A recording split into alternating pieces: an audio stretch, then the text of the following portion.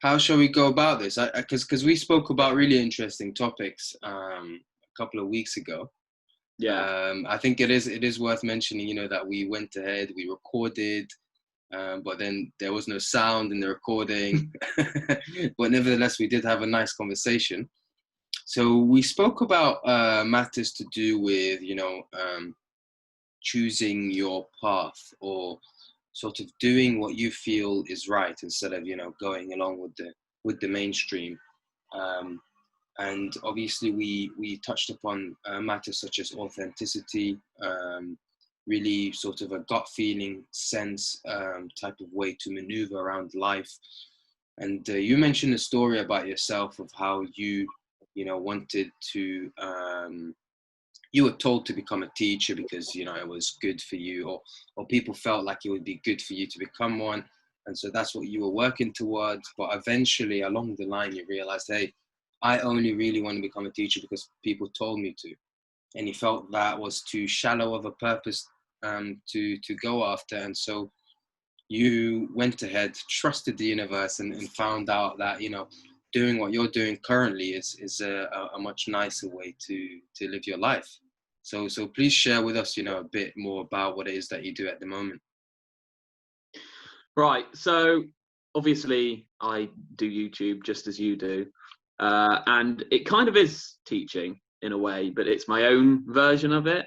I didn't necessarily want to do it the conventional way, just because I've never resonated with it. Whenever someone's brought up the idea of working in an establishment, like as a primary school teacher or a secondary school teacher, I'd visualize myself in that position. Mm. And then I think to myself, I just don't like the constraints. I don't like the fact that, you work all day and then you come home, and then the time that you have a lot of sort of paperwork to do. And I feel like it sort of digs into that needed time that every human being needs, that's necessary to live a fulfilling life. And I just feel like, although I do want to put in hard work and make this possible, I want to do it in my own way. And I feel like when you're under the constraints of the rules of an establishment and you have to do it exactly their way, their protocol, then when you need those breaks and when you sort of want to have that level of freedom to be able to choose how you do it, it's not necessarily there. And that's why I like the platform of YouTube. I'm sure that you can relate with this. You have this creative freedom to just be yourself. Yeah, absolutely, absolutely. YouTube is definitely a platform where there is no right or wrong. You express yourself, and obviously people who view the videos you create, they either line up with your sort of vibe or with your sort of personality. And if they connect with you, this is how, it's just a sort of feedback loop, because these people that you connect with, you most likely are in line with, the way they are. And so they suggest maybe perhaps some topics, and you express those topics in that particular way. And I think it's a quite a nice way to sort of go ahead with self-expression. Whereas, very often in the mainstream, whether it's a musician who, is part of a record label, or, a film actor, they always have to express themselves, or most of the time they have to express themselves in a sort of confined way, that has been given to them. This is how you're supposed to act. This is how you're supposed to sing or play your notes. And so this is why, things like YouTube and Instagram is actually a huge blessing. It can, in other instances, also be not so much of a blessing. It can be a hindrance, an obstacle to doing what you want in life. But it's really about how you choose it and how you go about it, isn't it? Yeah, precisely. It's one of those things where you kind of have, you can do it your own way, but at the same time, you have to be aware of the audience that you're sending your messages out to. Like, what's your niche? Who you have to sort of consider the types of people that you are talking to, because you're not just, say for example, if you work in a primary school, you're not just working working with a set age group. You're working with a broad spectrum of people, diversity all over the world. And you have to understand that there are different cultures, different backgrounds, different belief systems. So you have to be careful not to tread on on the wrong grass sometimes. And you have to make sure that you express yourself in a respectful way and understand that, maybe your way of thinking isn't necessarily in alignment with other people. Have to be okay with that. You have to be okay with the fact that not everyone's going to be resonating with you. Not everyone's going to accept what you're saying, but the ones that do, you can then hope that they take something from your messages, and there's something powerful that comes from that. So yeah, you do have to be, every once in a while it can be a hindrance in the sense that every once in a while you'll bump into someone along the lines who has something negative to say about you, which is just a natural part of life. Yeah. And you especially see it more online because there's always a screen protecting people when you're, yeah, it's quite funny you mentioned that, actually. Yeah, well, talking about, as you mentioned, people who have something negative to say, even though there is a screen, right, that protects you, as you mentioned, when people write these comments, some of these people, they go ahead and watch maybe like 5-6 videos, which is maybe an hour and a half's worth, right? They look at it all, and every single video they'll have like a massive paragraph of negativity to sort of express. And it's quite strange because it makes me wonder, you've viewed all of these videos, you've gone and you've put so much effort for this negativity, and I can't really get my head around it. I don't really understand it, but on the other side, it's very heartwarming to see someone, on the other side of the world, sending you a small message like, I really needed this today, sending you lots of gratitude because, this came at the right time, right moment. And that is truly what I'd say I live for. I live for these moments where I am helping someone without even knowing I'm helping them, right? I am being there for someone without even knowing I'm being there. And that I truly believe it's a delight in life. Yeah, for sure. I mean, that group that we have on Instagram called Amazing People, where everyone's come together, that's just an example of how, for me anyway, how when you connect with everyone that's someone that's on the same level as you and you do it together in a powerful way, then some special things can happen. And like you said, there can be negative people from time to time online, but when you find that special sort of tribe that you can, be creative with and express yourself with. When we created Messages of Hope, I don't know about you, but I just felt so good doing that, just because I knew that I was working with some incredible people that all wanted to help and all wanted to share one message and all wanted to really make a difference. And you knew there was no judgment, there was no one was saying do something a certain way and you should be like this. It was just it's just, for me, it was an expression of freedom. And I feel like, even though sort of the last video, Messages of Hope, didn't get across to as many people as the first video did, I still know that the people that watched it probably came away from that video and thought, wow, and that's all that counts, I guess. Yeah, because it's a nice way to visualize all the sort of support from all over the world in a sort of, smaller scale perhaps, but still nevertheless beautiful. You've done 2 versions of Messages of Hope. How, what inspired you to actually go ahead and do the first one? Well, like when I create on YouTube, sometimes I feel like I'm speaking like a teacher. And I've always said that I don't like that. I just like being me and expressing myself and hoping that my messages come across in a powerful way. So I thought, well, how can I create a video where I'm just genuinely just really trying to help someone without being like, live your life this way, just sort of giving them a message like, it's going to be all right.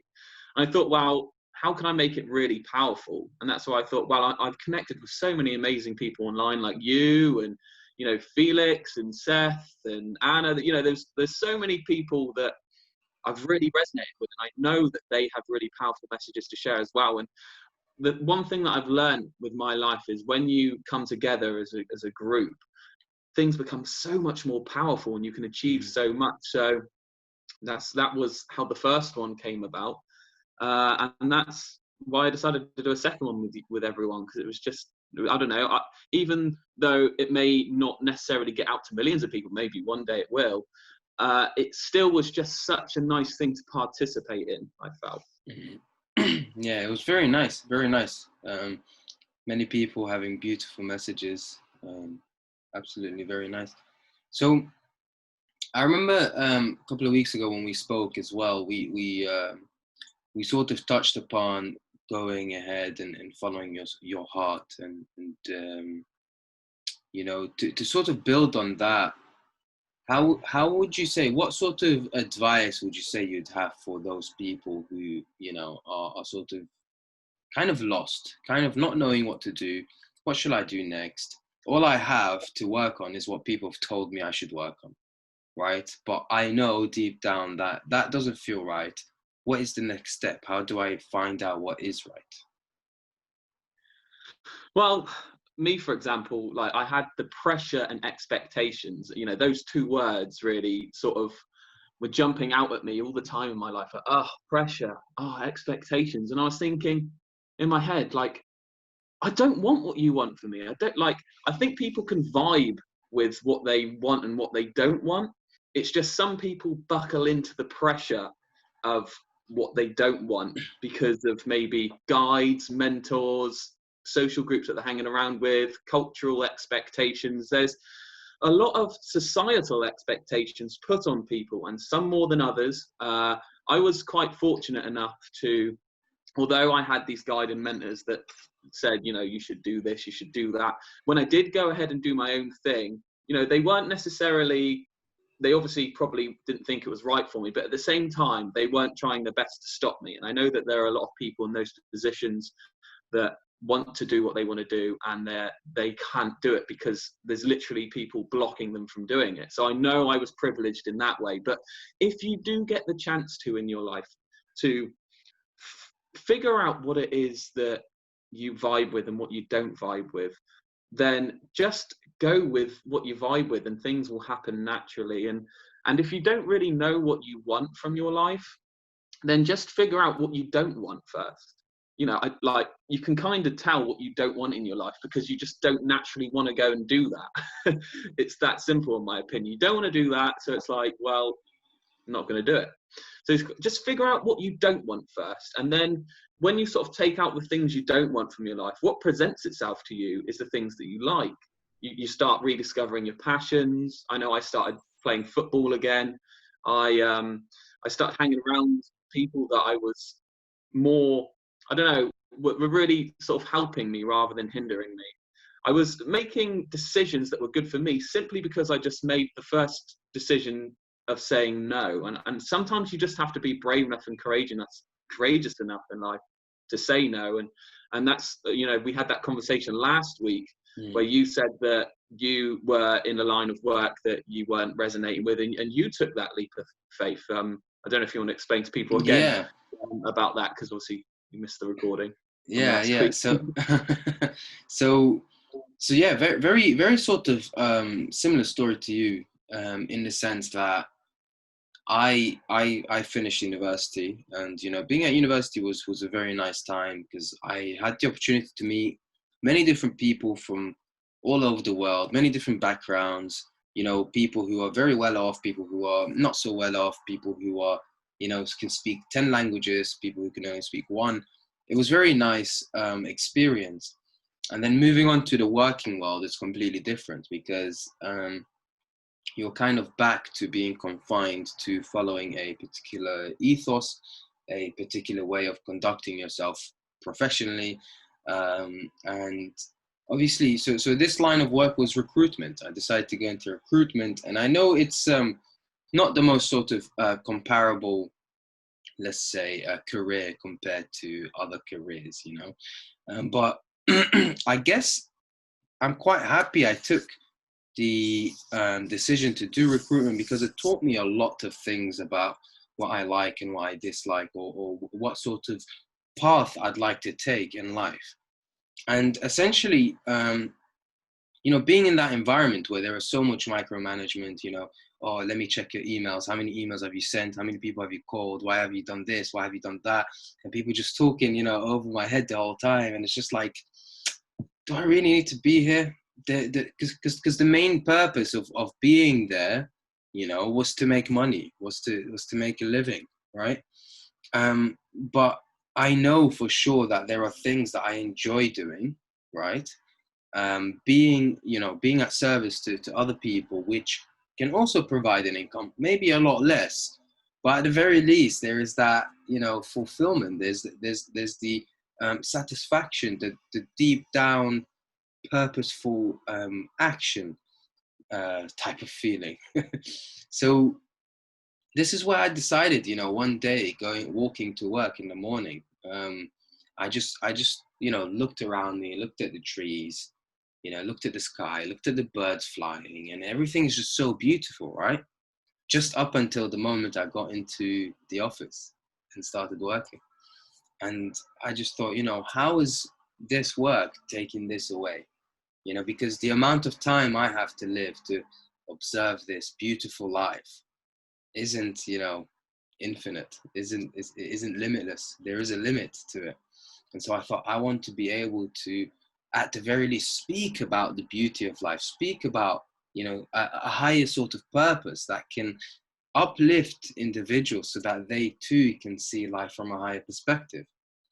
And so that same day, I just spoke to my manager and I thought, you know what, I don't think this is for me. Very honest, straight up to the point. My heart is just not in this, and everyone was very supportive. But what was quite interesting about, leaving that job is that the people around me, the peers, the colleagues, they had this sort of look on their face. They were quite happy for me to leave, because not because they hated me necessarily, but because they were happy to realize that I am in alignment with myself. I am congruent with my heart. This is a they felt that I felt that this is the right thing to do, But at the same time, there's perhaps also this envious look, like, oh wow, you can do that, And if there's anything that I can say about this sort of story, is that you can do that. You can, walk away from a situation that you don't feel in alignment with, that doesn't, match up with your sort of moral compass. And that's completely okay. Yeah, 100% agree with you. And you said about, when you sometimes go for what you're passionate about, you might have to choose to take a big pay cut, first of all. And, but at least you'll be in alignment with what you're feeling with. And I totally vibe with that. And also I feel that if you are, courageous enough to keep following what you are passionate about, I think you kind of remove blockages from your life, and then it allows income to sort of flow into your life in different areas. If you have truly that passion about something, then things just naturally start to happen. I mean, with everything I'm doing here on YouTube, when I first started, I just thought to myself, wow, it might just be a side hustle, like I found a new job that I was much more in alignment with, which was my support work, taking young adults out with disabilities and helping them in that way. And I thought, this is much more in alignment with what I want. And at the same time, I was also able to help people on YouTube. And I thought, this is a good line of life that I'm following here. And I also saw the opportunity of eventually fading out the actual support side of things and just doing this full time. And I saw that was eventually an opportunity too, because I was opening up these new avenues of income in different ways, just by me following my passions. And slowly over time, I'm making a little bit more money here now online. I'm not at a point where I can, quit my job altogether or anything, but I'm working my way towards a future where I'm truly in control of myself, just because like you said, you had that moment when you were on the way to work and you were like, no, I'm not doing this anymore. I'm just deciding my life for myself. And it's amazing how it just opens up a can of worms for you. And I just feel like I have such an encouraging future, and everything I do now is so passionate because I know that I'm going to grow into a point where I have true freedom. I'm not there yet 100%, but I'm on the way there, and I don't know if you feel like that too. Yeah, yeah, absolutely. I definitely feel like, you know, waking up every morning, doing the things that I do, they even if it's just one very small step, it is taking me towards a life that I know I'm in alignment with, that I know I'd like to live.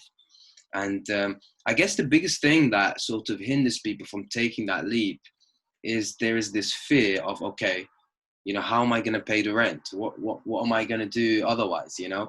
And there's all these different worries, societal pressure, like, okay, if I just quit my job, everyone will think I'm just a massive failure. I went to uni, don't have a job, I'm jobless, you know? And there's all these sort of judgmental factors, and we end up judging ourselves so much about. But all of that is also clouding us from being able to see the endless opportunities that there are in life. Once you open one particular door, you realize that this one door opens two other doors, and these two doors open four other doors, and then eventually you see like 1,000 doors where there are so many different ways to go about life, you know, that aligns with yourself. You know, you realize, wow, you know, that we are in an abundant existence. Everything is so abundant.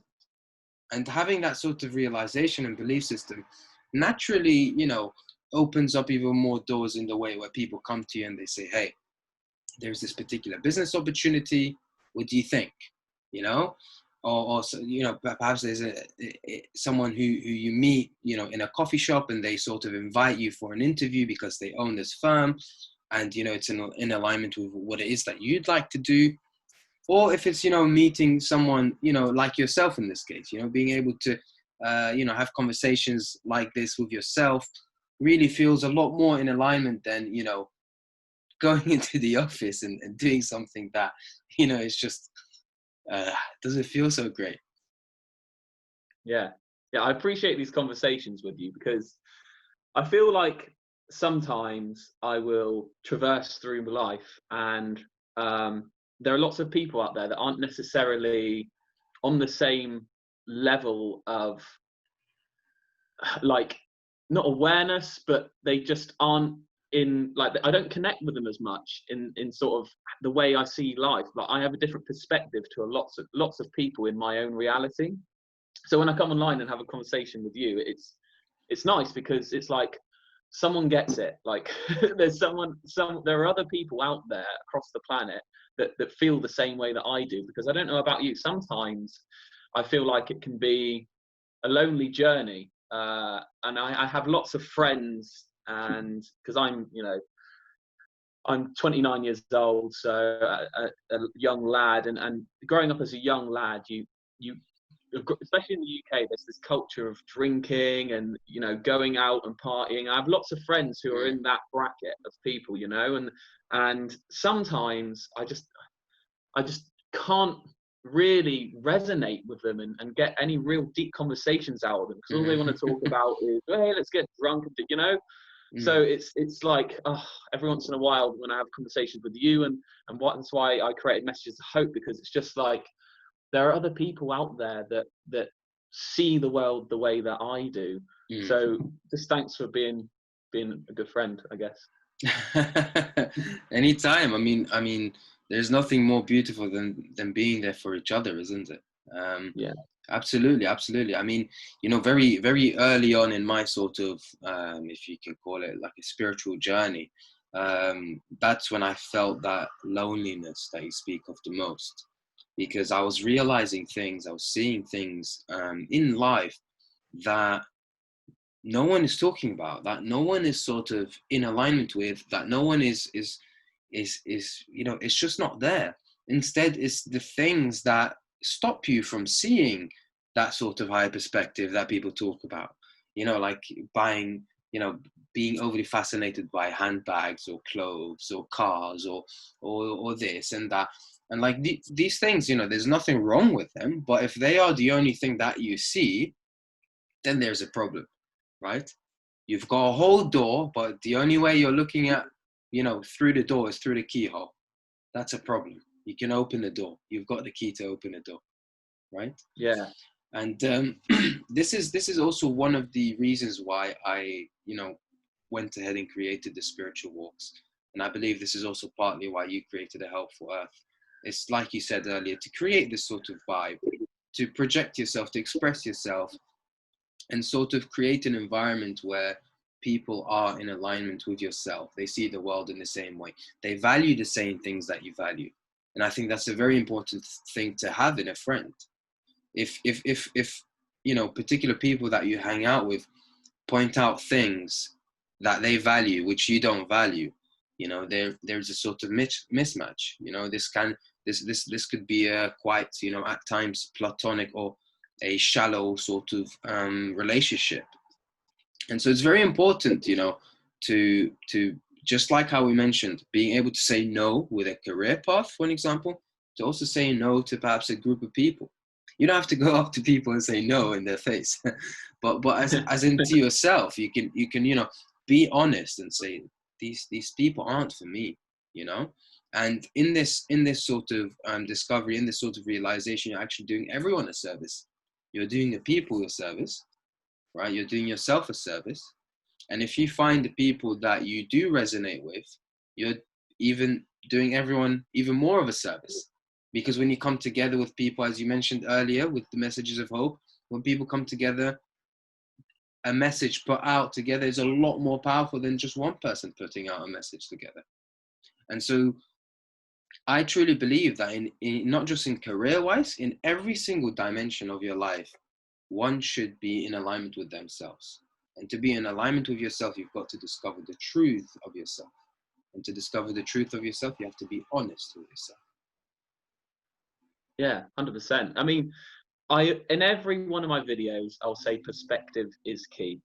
The way that you see the world determines your reality, And I think that we're brought up with a specific way of looking at the world, and it's not necessarily about looking at the world with this, like there's this higher power, like there is this greatness everywhere that you can see in everyone and everything. But we are taught to focus our perspective on the things that don't matter, like you say, handbags and cars.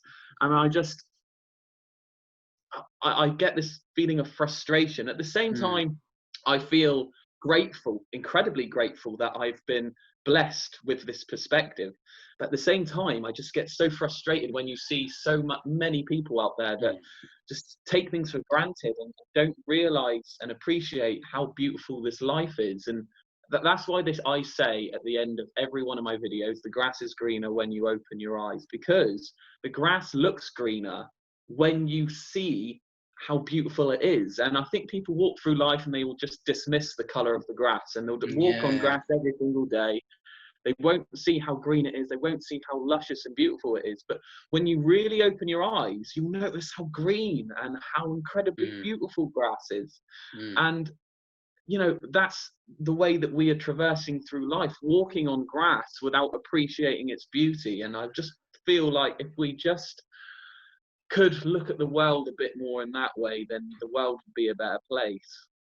Yeah, absolutely.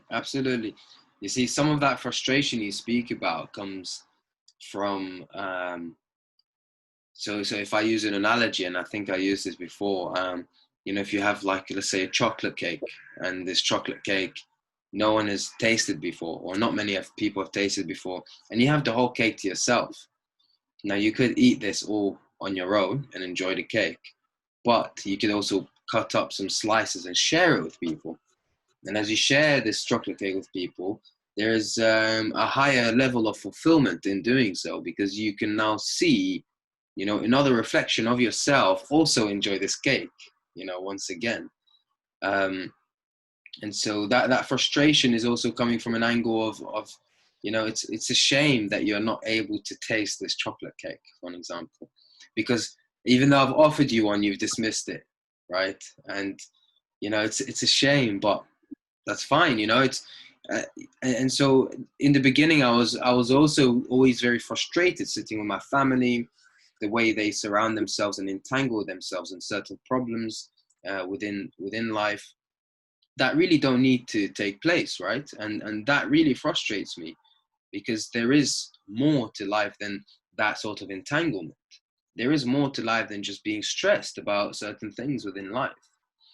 And unless people let go of these sort of entanglements, we can call, or stressful aspects of life, they can't discover that which is higher, that beauty in life, that's this underlying vibrance. People, as they go by in this stressful life, they're thinking a lot more about stress management rather than letting go of all of that to see that more vibrant life. Life has become a lot more, let's say, colorless.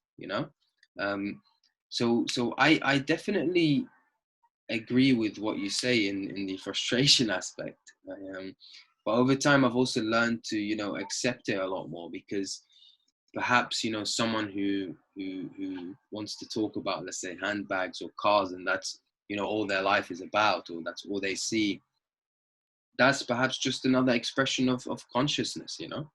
Because we can have these thoughts where it would be nice to have this car, it would be nice to have this house, and it's only natural to do so.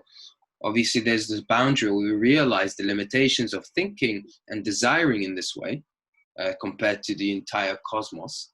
And so perhaps this other person who lives for these things is the equivalent of a thought that we think, and it's okay, I guess, to have that. It is a shame, nevertheless, to not be able to discover this greatness in life. But yeah, this is why we create these videos. This is why we create these messages. Maybe I always, in every video, I hope, towards the end, I always mention that I really hope that there is something that, you can take away from these videos. There's something that has made you think, perhaps. There's, and the happiest sort of feedback I ever get about the videos I create is when people tell me, you know what, watching that video really made me think, right? Really made me look at life and sort of introspect. That to me is massive, because that is the essence or the initiation of any sort of spiritual journey, any spiritual realization or awakening.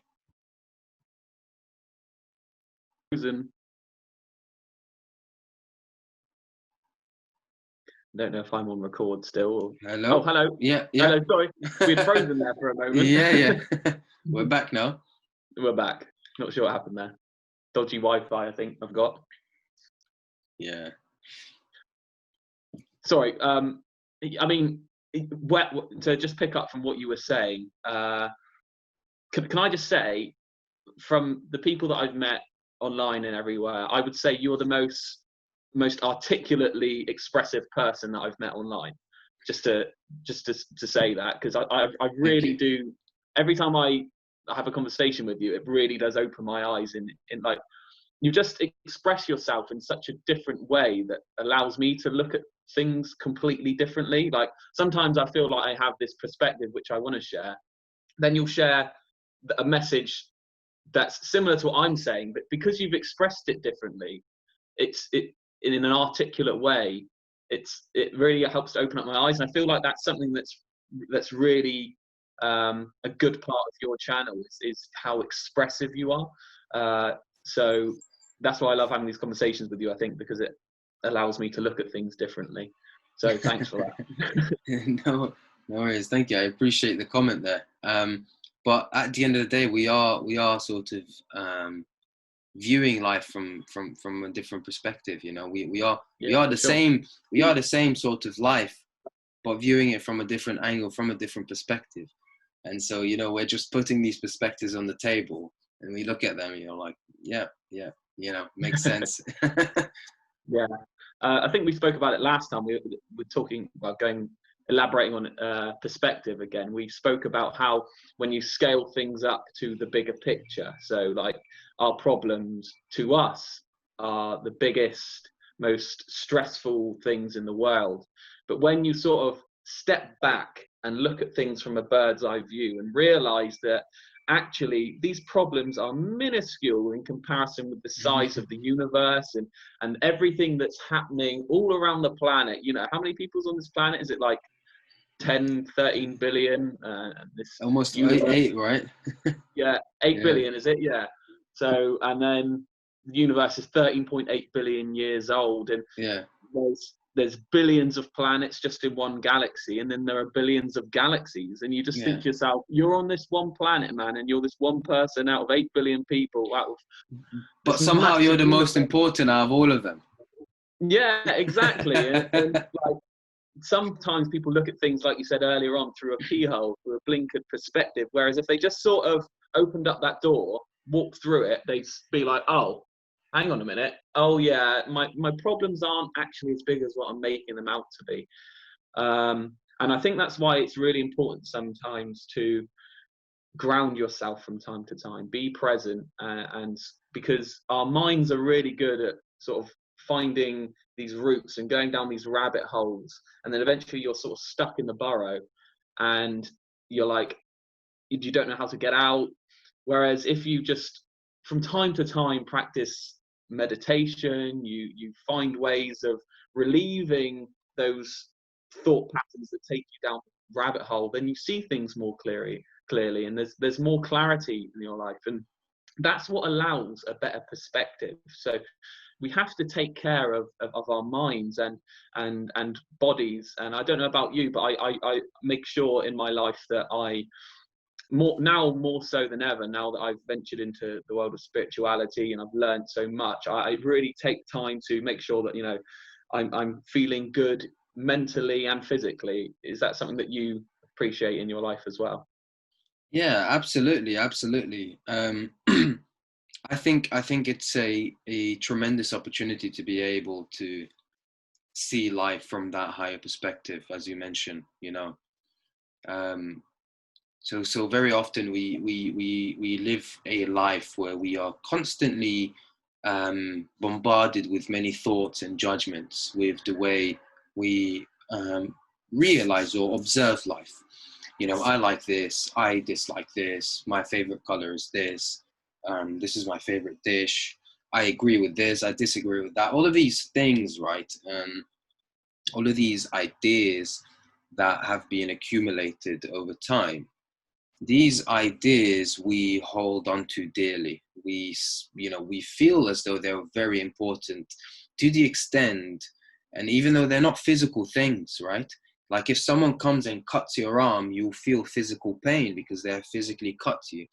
But these things, these ideas that, aren't really seen by anyone else, they're not a physical, tangible thing like your arm.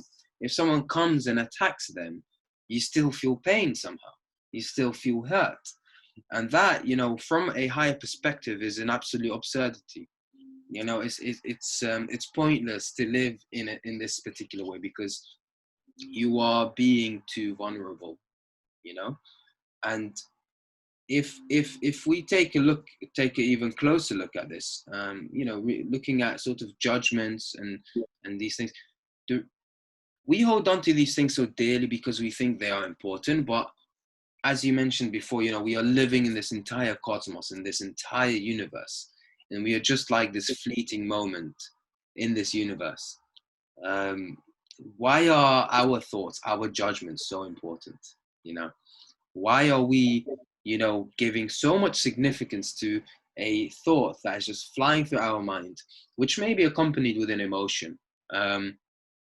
How is that more important than the entire cosmos, the entirety of existence? And if we ask these questions, and as mentioned earlier, the prerequisite to really go down the path of exploration spiritually is honesty. If we are sincere and honest and ask these sort of questions, we sort of begin to let go of the self-importance that we create with all of our accumulations. With the same way the body is also another accumulation of food, essentially. And so if we sort of let go of these things, we create room to see a higher perspective, right? It's a trade-off. If your cup is full, you've got to empty the cup to perceive a sort of higher reality. And that sort of links to an analogy which I mentioned before as well, which is if you are, let's say, stuck in a maze, you know, you've got a directionless path.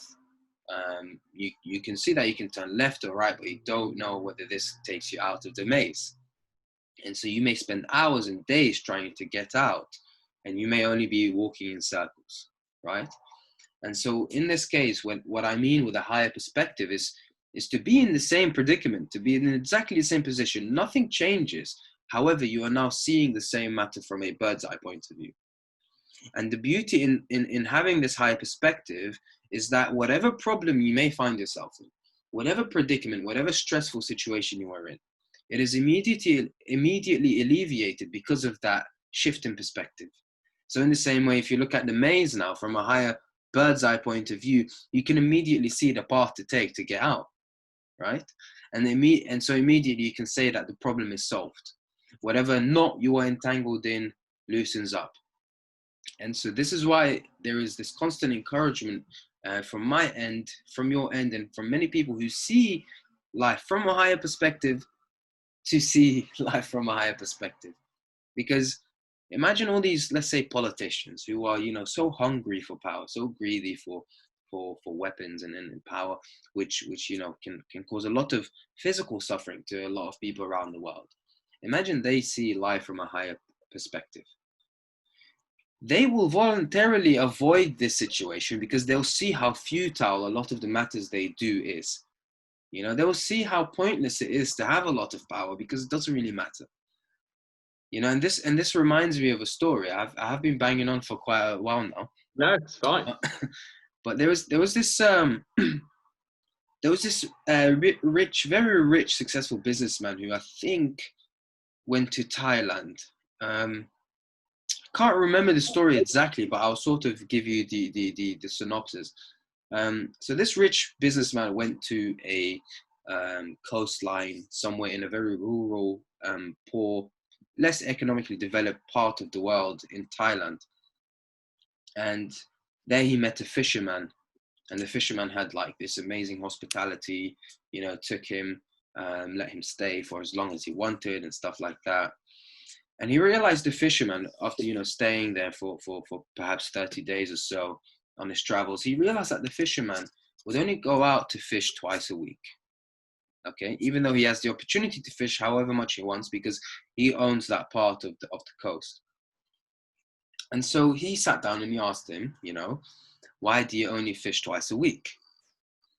He said, because I go fish one day of the week to sell, to create a living, to earn that money to buy other essentials for keep the roof over my head, and the other day of the week is for my own family to eat, right, for food purposes.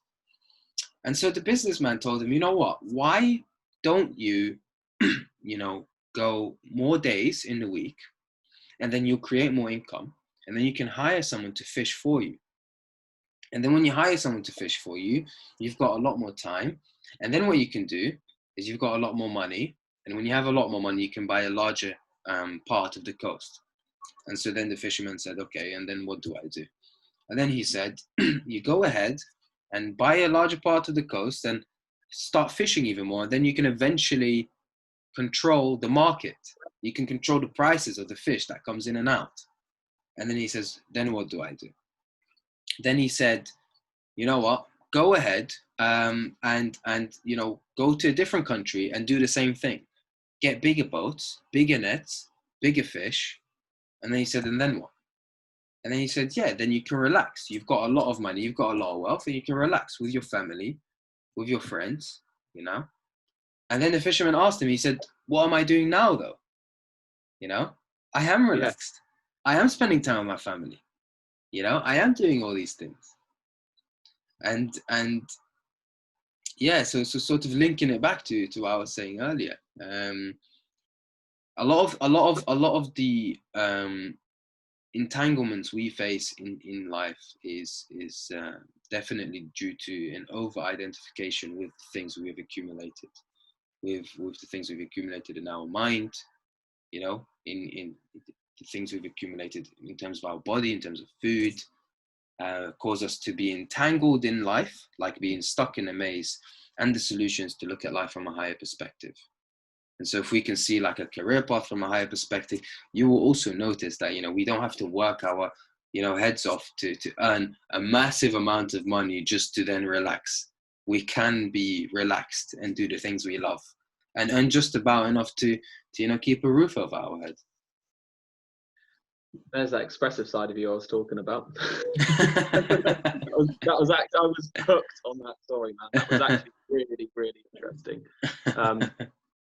Yeah, I completely resonate with that story, because we can often get caught up in creating this empire. There seems to, like I said, there's this focus in society about things which aren't important, and you attach yourself to money, items, growing yourself externally, when the reality is, if you just focus on yourself internally and look at things from a higher perspective, realize what's important here and now, then all that crazy journey that you go on, you'll look at it before you even take it, and you'll realize that, hang on a minute, I don't need that to be happy. Happiness isn't something that you look for externally. Happiness is just found here and now in the present moment.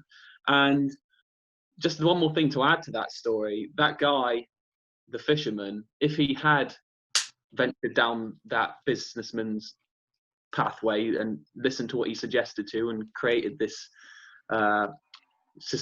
fish business where he's making a lot of money, it would also have taken away the time that he had with his family. So actually, he would have been better off just doing what he was doing all along.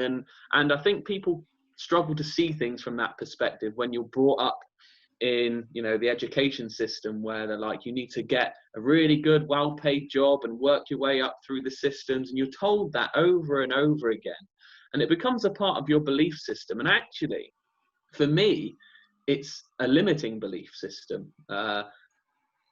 Limiting beliefs are things which hold us back in life, and we have so many of them that have been programmed into us over time that we don't realize are actually a part of our subconscious. And our subconscious mind is in control of 95% of our behavior, which means that 95% of everything we do throughout the day, we aren't aware of, we're not conscious about it. So we have to really pick and choose the kind of lifestyle we want. It's really important for us to do that. And that's why I think when you decide to take this spiritual pathway with a higher perspective, it allows you to kind of craft a life that's in alignment with what you really want, and you kind of step away from those limiting beliefs that has been programmed into you for so long. Like that businessman in the story, he's obviously been told throughout his life that he needs to create all this huge empire and create this money. But the reality of it is, like, the beauty of life is this conversation that we're having right now, me and you, person to person. That's where I find the most fulfillment, and I don't know if you feel that way as well. That's just for me the pinnacle of human nature. It's what we are here to do. Find Absolutely. that connection, and that connection's not there so much anymore, I believe, in modern day society. Yeah, find ourselves more. Yeah, no, I 100% agree. If you notice, this conversation doesn't have so much, I do this and I'm so amazing, and you do that and you are so amazing. There's no comparison. It's just like a sincere, honest conversation. There is no one trying to impress no one else. It's just a pure conversation of what we see and what we observe. And hey, this is what, like I said earlier, this is the sort of perspective I see. I'm putting on the table. You're putting yours on the table, and you're like, okay, nice. Yeah, this is how we see things, and it's very sort of reassuring or quite a beautiful process to look at life through someone else's lenses, especially if they are in alignment with that higher sort of perspective. I always encourage people to observe, introspect, do all of this sort of work, do the things that you love, that really put you into the flow of the thing that you love. because these activities, these sort of situations are a gateway to that higher perspective. You know, we all have that sense of wonder. You know, ever since we're a baby, we are born to explore. We have that sense of wonder, the urge to discover, the urge to see something more. The reason why a baby is crawling around and reaches out to the remote control and tries to take a bite of it is to discover, right? Is to understand. The act of taking that remote control is its exploration. Is this edible? What is this really? What does it do? You know? And even before that, as soon as the baby's born, it is obviously exploring the senses. Oh, these are the colors, there's sound, there's the sense of smell, you know? And as this sort of human being grows up, you know, being able to explore friends and other people, and then ideas, and then stories and agendas, and so many things, eventually there comes a point where the human can explore ideas such as, why are we here? What is this all about? Why are we alive? You know, these are then, these can be answered, you know, these can be sort of concluded by certain matters that have been discovered earlier in the journey, which are like the stories, the ideas, and the belief systems and stuff like that. But really and truly, if someone takes the leap and dives into that sort of exploration, naturally you'll notice that the person becomes more meditative. Naturally, you become more still, you become more quiet, because you realize and you fully admit and accept that all of the activity that is going on, that has been accumulated, doesn't actually help in answering it. And so you just, you know, there's this deep down acceptance that, okay, I need to put that down for just a moment, I need to keep that quiet, and there's just pure observation.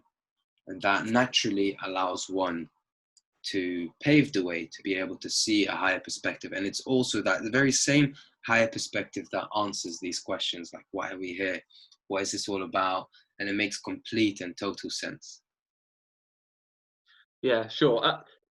Was there a clear and cut moment in your life that allowed you to look at the world with this perspective, or was it more of a gradual sort of understanding that developed over time? I'd say it's a bit of both, right? So, excuse me. So I always, like I said, you know, I explained the story of or the sort of projection of the little baby that explores in life. That natural urge to discover was always very pronounced in me. I always wanted to understand things. Even as a young kid, I would ask my dad, you know, growing up around him and my family, many different questions. When I go to school, I'd ask questions, certain questions that at times teachers would be like, that's besides the point. You know, you don't need to ask these questions. Focus on the sort of course, the discourse. Yeah. And you know, but that didn't extinguish the urge to discover, luckily. And so, you know, I would ask things that are quite trivial or quite sort of, you know, physical, scientific kind of level. Like when I was a kid, I would ask my dad, you know, what's stronger, our bones or a metal? You know, something like that, right? But this sort of stayed within me, and obviously reaching my perhaps 14, 15, 16 years old, where we started discovering and exploring other people and other ideas and other personalities and our own personality. Eventually, I came with the sort of discovery of, okay, I'm trying to explore my life. What shall I do next? What shall I engage in next? You know, what sort of career path should I take? What shall I do? And I realized that, you know, I always like to get to the source of things, because, you know, the reason why I use analogies and things, because I'm always trying to look at a way to try and describe a particular idea in the best way possible, you know, and the only way we can do that is to go to the source of the idea or the matter, and to put it in the most easiest and most simplest way as possible, because the source is always very simple. The source is always, you know, once the source is recognized, it's all sort of understood. And, you know, in that sort of way, I was like, okay, I need to get to the source. So how can I try and figure out and plan out my life if I don't know why I am even alive? Okay. And so it was that sort of moment where there was a massive shift in the way I project or pushed my energy towards. My energy was a lot more towards discovery now, rather than trying to orchestrate my surroundings and my environment in the way I like them to be. Okay, because that's what essentially, following a career path is. That's what working to earn a living really is, and doing all these things. But I wanted to do more inner work rather than the outer work. And so at this point in time, I've already finished my GCSEs, so high school, finished my A levels, and I took a gap year and I did a internship in Manchester. And it was during that internship where I fell in love with Manchester and wanted to stay there for university as well. But in that sort of internship, I went to a complete unknown land, right? I didn't know anyone there, didn't have any friends. There were two people who I knew who studied there from London, right? But obviously they would be, at university. I'd be in this full-time job because it was an internship with a well-known company. And,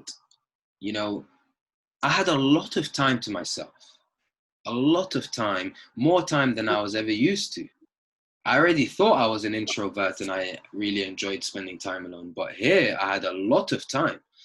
And so this was where I decided, you know what, it's in this year where I'm going to discover all of this. I want to discover, what is this all about? Why am I here? Where am I? And, it's quite a tough journey because it involves letting go of a lot of ideas that we hold on to that make us feel comfortable. Our personality is like a sort of fortress. Our personality is like every brick in a massive wall in this fortress is an idea that we hold on to, and it creates this sort of outer wall that protects us from any vulnerability. But when we realize, if we need to discover life, we've got to discover matters what is outside of this sort of fortress, outside of our personality. We've got to let go of the fortress. We've got to let go of our identity and who we think we are for just a moment. And that was a very difficult process, or difficult action to take, because it's a safe haven. This is what we always come back to feel good. It's why we want to always protect it when someone hurts it, right? The ego, you are so and so, I disagree, I am actually this, and all of that, I'm right, you're wrong, and all of that stuff.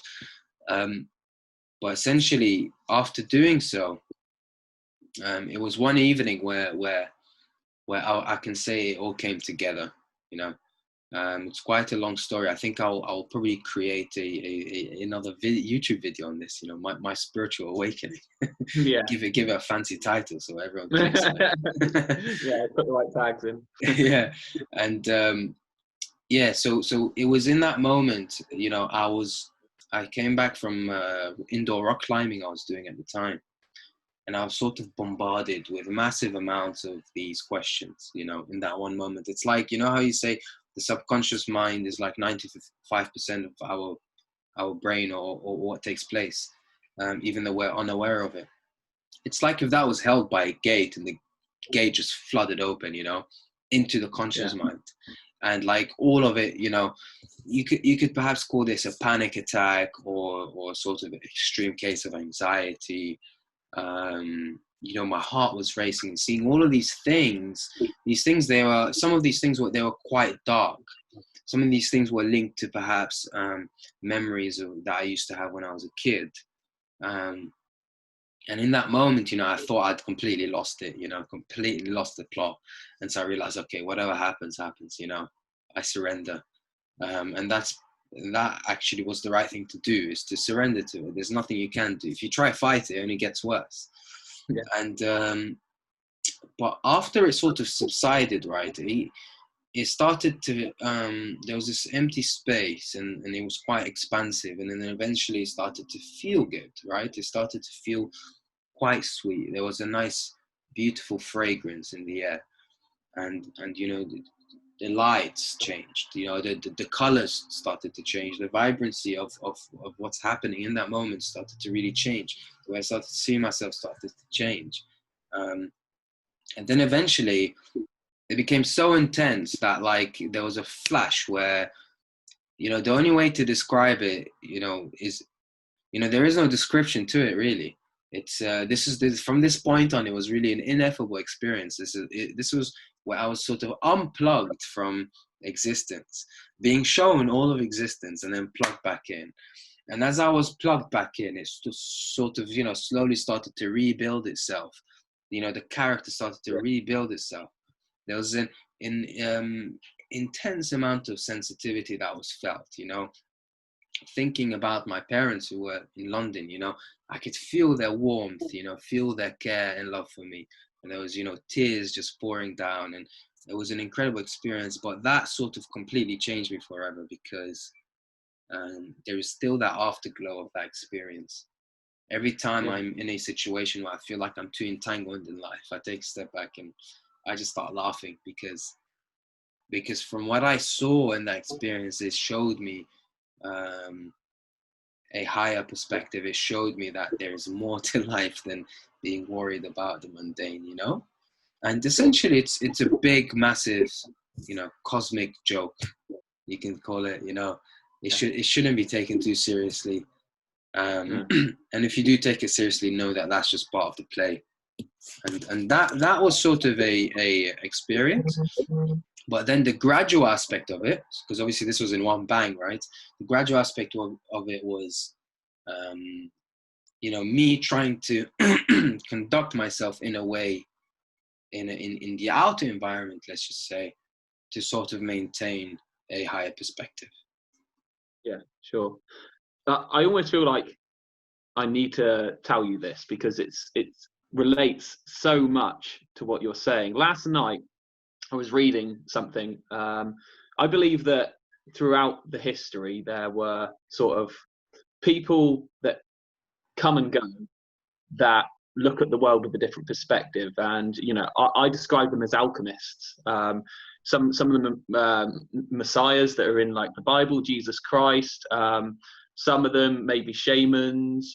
And I was reading about shamans last night, and about how sort of certain shamans would guide young adolescents into this initiatory experience that allowed them to look at the world with a different perspective. So sort of between the ages of 18 and 24, if you were training to become a shaman, then they would go through this something called a shamanic initiatory crisis, where all of a sudden they would experience something which broke down all their walls of reality, and like it sounds exactly like what you were going through, where basically everything, just the floodgates opened, and their world completely changed, sort of just through this sort of fearful experience, like you went through that anxiety, and you were sort of having a bit of panic attacks. And then they came out the other side with a completely different perspective. And some would say so unique that they were able to share sort of what they gained from that fearful experience, that sort of spiritual experience, and share those messages with the world. And that was sort of, once they went through that, then they would be able to become a true shaman. And I feel like if you look throughout history, there are so many cases of people that have gone through this really hard experience, came out the other side with something incredible that they want to share with the world. I feel like for me, it's very similar to you. I went through a gradual experience. When I was growing up, my mum, she was very appreciative of her life, and she used to take me on walks, and she used to like have eyes wide open, look at that, amazingly beautiful. So I always had that natural way of looking at things because of the way that my mum looked at things. But it wasn't until sort of I got caught up in the system as a teenager growing up, and started going out drinking a little bit too much, and I actually went through sort of a dark night of the soul where I ended up being hospitalized for a week. And I went through this process for about 3 weeks where everything, I mean, everything that I was attached to just completely shredded away, and I just became completely exposed to the world, and I just was this raw version of myself that then eventually rebuilt myself. And I remember naturally doing crazy things, like, because I had gotten into this headspace where I wasn't necessarily with reality, I was doing things in my head, which at the time I didn't understand the significance of. But when I look back at it, I look at the significance now. Like, for a couple of weeks, I would go to bed and I would be up all night just rehearsing the colours of the rainbow in my head: red, orange, yellow, green, blue, indigo, violet. And I'm not joking. I would repeat that in my head for 12 hours straight, and wake up the next day, no sleep. And then, you know, and I remember another sort of rehearsal that was going through my head was peace, faith, trust, generosity, respect, passion, love. There was these kind of affirmations that I was doing in my head at the time when I was at my rawest, where I was reprogramming myself to goodness, I feel. And like, it was the most crazy experience that I went through. And at the time, it was so bad that I actually thought I had passed away and I was living in hell. It was a really crazy experience for me at the time. But all of a sudden, there was this point where everything just clicked, and I realized, hang on a minute, I'm alive. And actually, I realized that process I went through, that 3 weeks of, I look back at it like, what was I doing? You know, I wasn't functioning properly, and how did I manage to allow myself to be like that for so long? But I look back at it now and I think, where would I be if I didn't go through that? It was this crazy mental and spiritual process where I mean, like, if you look back at it from a logical point of view, you'd say this guy was experiencing psychosis. He wasn't in the right state of mind, and you know, anyone from an outside point of view would say that. But I'm sure that you can relate. If once you're going through something like that, you know that there's something more than just this. You're being crazy at the time, and from then everything, like, the floodgates opened. Doors of opportunity started opening up for me. I've taken my life down this route. You know, I found an amazing girlfriend. I live in a beautiful area. I'm so grateful for that experience, because now I am the person that's talking in front of you right now, just being able to share my truth and helping other people. And my life's just completely changed from that experience. But it's weird that you brought up that, you know, you had this kind of fearful night of the soul, because I relate with that. And like I said, last night, it was strange that I was reading up on this shamanic initiatory crisis, because I was relating to my experience last night, and it sounds very similar to what you were going through. And I just feel like every once in a while, you know, there are people out there that come and go, that have messages that really can help the world, and I feel that way. And I'm not trying to sound like I have a messiah complex or anything of that sort. So what I went through changed my perspective in a profound way. And without sort of what I went through, I know I wouldn't be the person I am today. Yeah.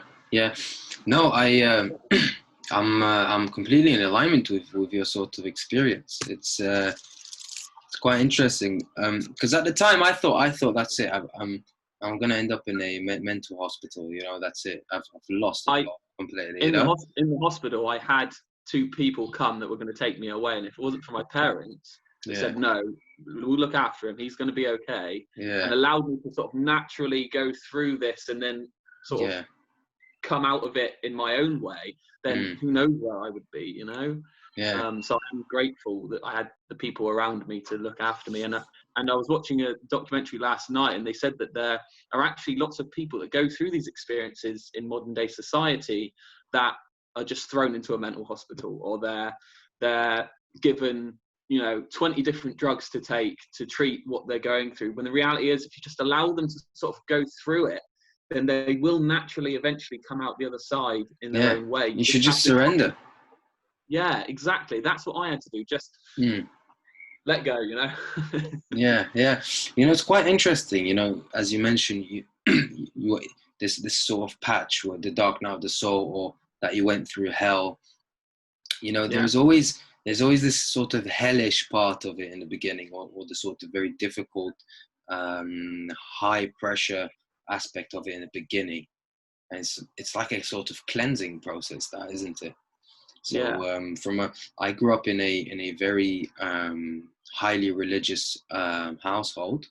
So Yeah. from an Islamic background, Yeah. and you know, we were always taught about heaven and hell. You know, and that in order to enter heaven, you'd have to, you know, repent for your sins, or you know, you may enter hell for a bit to sort of be cleansed of your sins, so that you then enter heaven.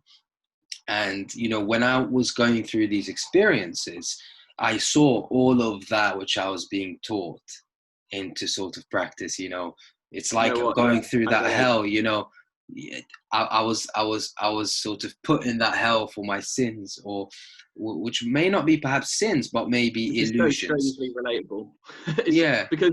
only because I was brought up in a Christian school, and we were taught Bible teachings, heaven and hell, and I literally went through that dark night of the soul. It was a night where I basically drank, and I think I either got my drink spiked or something happened anyway. But I left my friend's house so sort of not in the right state of mind that I thought I was dead, and I walked through a like an estate, and it was about 4 a.m, and I got to this gate, and like it was literally like I was standing in front of the gates of heaven. The sun was just rising, the birds were chirping, like, and it was just like the picturesque, this beautiful garden, and I was thinking to myself, my God, I'm definitely dead.